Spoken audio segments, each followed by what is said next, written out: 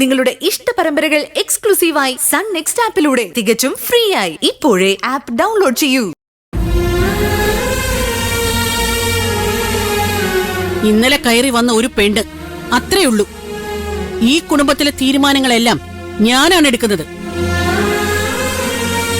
നിങ്ങൾ പോലീസുകാർ എന്റെ അച്ഛനെ കൊന്നതിന് ശേഷം ഞങ്ങളെ എല്ലാ തരത്തിലും സഹായിച്ചു കൂടെ നിന്നത് ഗോപാൽജിയാ.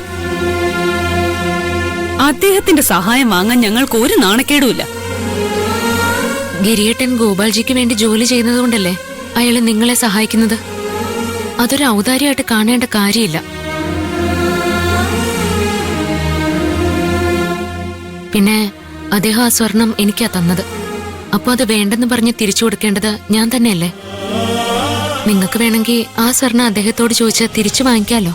അപ്പൊ നാണോ മാനോ ഇല്ലാതെ ഒരിക്കൽ തിരിച്ചു കൊടുത്ത സ്വർണം വീണ്ടും ചോദിക്കാൻ ആ വീട്ടിൽ കയറി ചെല്ലണം അല്ലേ? അങ്ങനെ അമ്മ ചോദിക്കാൻ ചെന്നാലും അവര് തരാനുള്ള സാധ്യത കുറവാ.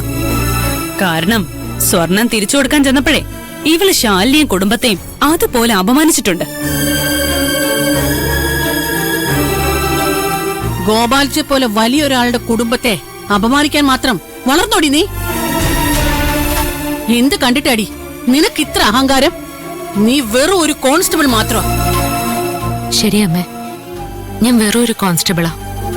പക്ഷെ എനിക്കും അഭിമാനമുണ്ട്.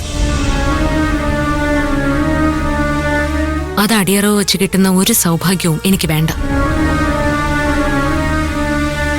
എന്റെ അഭിമാനത്തെ ചോദ്യം ചെയ്യുന്ന ആരെയും ഞാൻ എതിർക്കും. എന്റെ അച്ഛൻ അതാ എന്നെ പഠിപ്പിച്ചത്. നിന്റെ അച്ഛന്റെ മാഹാത്മ്യം ഈ വീട്ടിൽ പറഞ്ഞു പോവരുത്. കഴുത്തിന് പിടിച്ചാൽ പുറത്താക്കും.